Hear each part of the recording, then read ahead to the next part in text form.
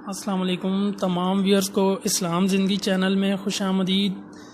Viewers, آج چند باتیں میں آپ لوگوں سے اولیاء اللہ کے بارے میں شیئر کروں گا۔ تو ہمیں سب سے پہلے اس بات کا شکر ادا کرنا چاہیے کہ ان نیک سچے اولیاء اللہ کے ان کی بدولت یہ دین اسلام ہم تک پہنچا، اور ہمیں اس کا لاکھ لاکھ شکر ادا کرنا چاہیے کہ ہم ایک مسلم ملک میں مسلم گھرانے میں پیدا ہوئے، مسلمان پیدا ہوئے، اور اس کے بعد ہم نے اپنے آپ کو خود صحیح کرنا ہے اور اللہ پاک کے جو فرض ہیں ان کو ادا کرنا ہے۔ تو چلیں، ایک عظیم اولیاء اللہ حضرت سلطان باہو رحمۃ اللہ علیہ، ان کا میں مختصر تعارف بھی بیان کروں گا، اور ان کا جو کلام ہے الف اللہ چمی دی بوٹی مرشد من میرے وچ لائی ہوں، یہ تمام ابیات سلطان باہو رحمۃ اللہ علیہ یہ میں بیان کروں گا، اور ان کا ترجمہ بھی آپ کو بتاؤں گا۔ اگر آپ یہ سب کچھ سننا چاہتے ہیں تو پلیز کمنٹ میں مجھے لازمی بتائیے گا، تو اس حساب سے پھر میں ایک ویڈیو آپ کے لیے پیش کروں۔ تو ان کا کچھ تعارف میں بیان کرتا ہوں، تو اس کے بعد ان کا جو کلام ہے وہ آپ کی نظر کروں گا۔ بسم اللہ الرحمن الرحیم۔ سلطان الفقر و سلطان العارفین رحمۃ اللہ علیہ حضرت سلطان باہو۔ حضرت سلطان باہو رحمۃ اللہ علیہ مغل شہنشاہ شاہ جہان کی تاج پوشی کیے سال کے آس پاس 1627 اور 1631 کے درمیان کسی سال میں قلعہ شور کوٹ حال ضلع جھنگ پنجاب میں پیدا ہوئے۔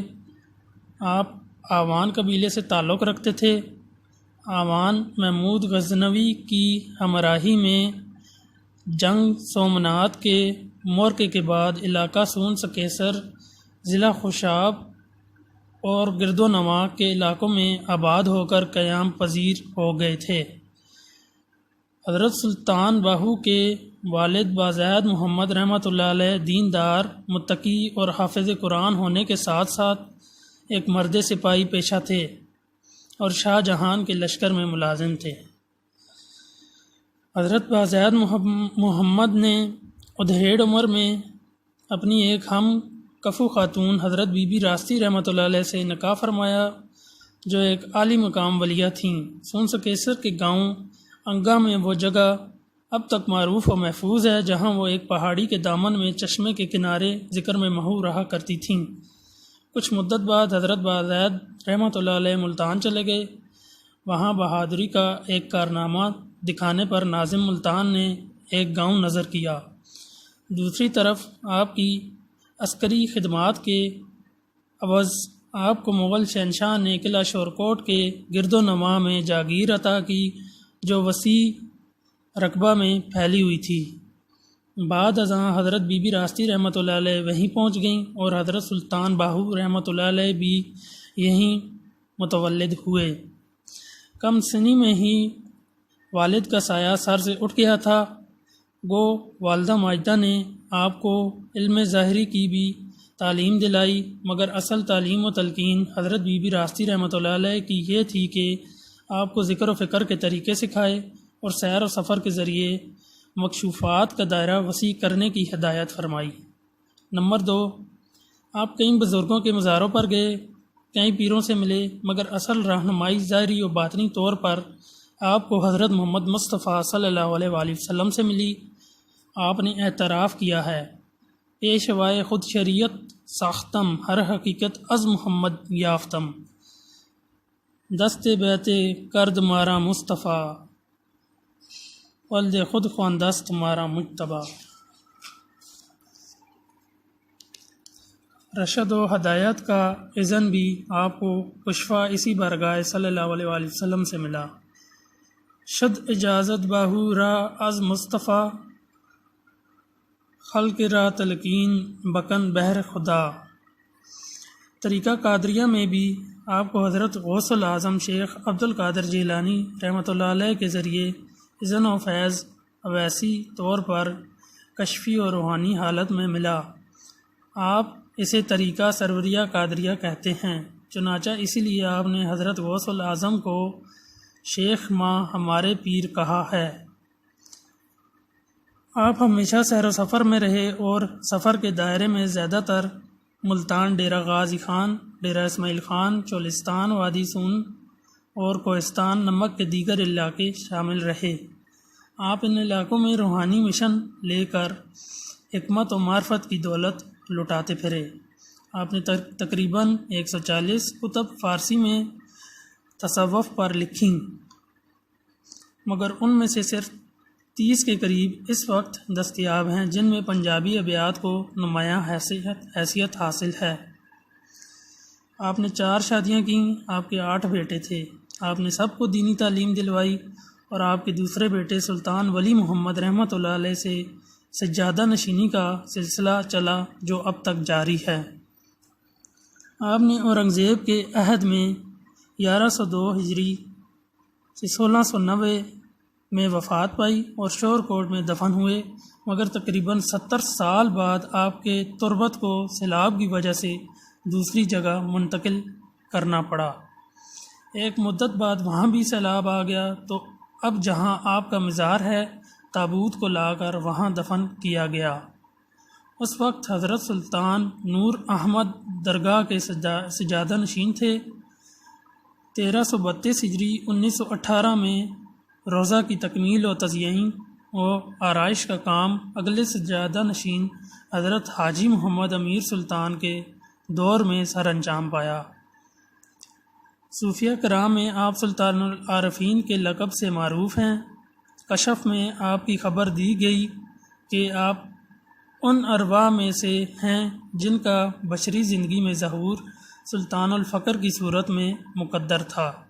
جدید دور میں آپ کی کتب منظر عام پر آئیں تو یہ حقیقت اہل علم پر کھلی ہے کہ آپ بیک وقت ایک صوفی مفکر بھی تھے اور با عمل فقیر کامل بھی۔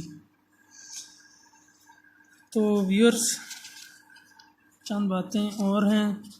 ایسا معلوم ہوتا ہے کہ حضرت سلطان باہو رحمۃ اللہ علیہ کی تمام تصنیفات بھی خاص احوال کے دوران لکھی گئی ہیں، اور وہ ان احوال و مقامات کی ترجمان ہیں جن سے وہ گزر رہے ہوتے تھے، مگر یہ ایک مبتدی درویش کی ہنگامی کیفیات نہیں بلکہ ایک صاحب تمکین صوفی کی اعلیٰ فکری اور روحانی واردات ہیں، جن سے اہل ذوق بقدر ظرف و استعداد خاص الخاص تعلیم اخذ کر سکتے ہیں، وہی جسے عرف عام نے علم تصوف کہا جاتا ہے۔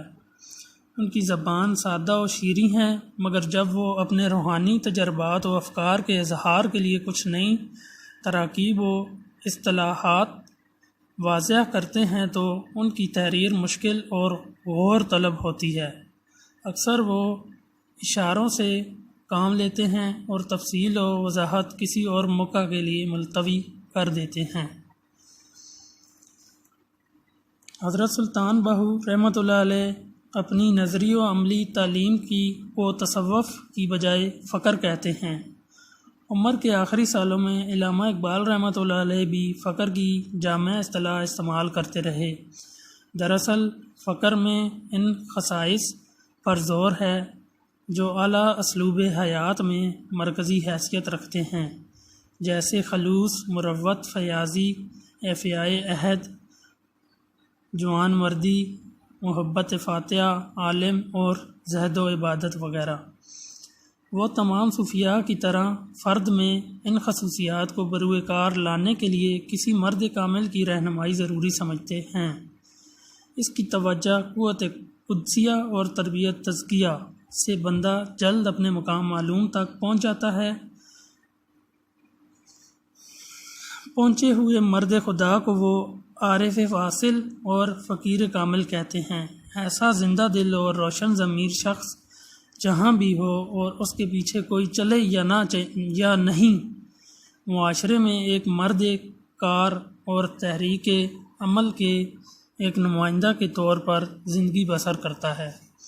انہوں نے اپنی کتب میں ذکر و فکر کے وہ تمام طریقے لکھے ہیں جو بندہ حق کو اپنا مقام حاصل کرنے میں مدد دیتے ہیں۔ یہ وہی شرف کا مقام ہے جسے اقبال خلیفہ اللہ کہتے ہیں۔ اونچے درجے کے خلفاء کا فیض ان کی موت کے بعد بھی جاری رہتا ہے۔ نام فقیر تنہا دا باہو رحمۃ اللہ علیہ قبر جنا دی جیوے ہو۔ فقیر نام ان کا جن کی قبر زندہ رہے۔ تو ویورز، یہ تھا کچھ مختصر سا تعارف۔ تو انشاءاللہ نیکسٹ ویڈیو میں آبیات باہو ان کا جو کلام ہے وہ آپ کی پیش خدمت کروں گا، تو کمنٹس میں لازمی مجھے بتائیے گا۔ تو اس حوالے سے پھر میں آپ کے کمنٹس کو دیکھتے ہوئے اپنی ویڈیو کو زیادہ اچھے طریقے سے آپ کے سامنے پیش کروں۔ اپنا خیال رکھیے گا۔ السلام علیکم۔ السلام علیکم تمام ویورز کو اسلام زندگی چینل میں خوش آمدید۔ ویورز، آج چند باتیں میں آپ لوگوں سے اولیاء اللہ کے بارے میں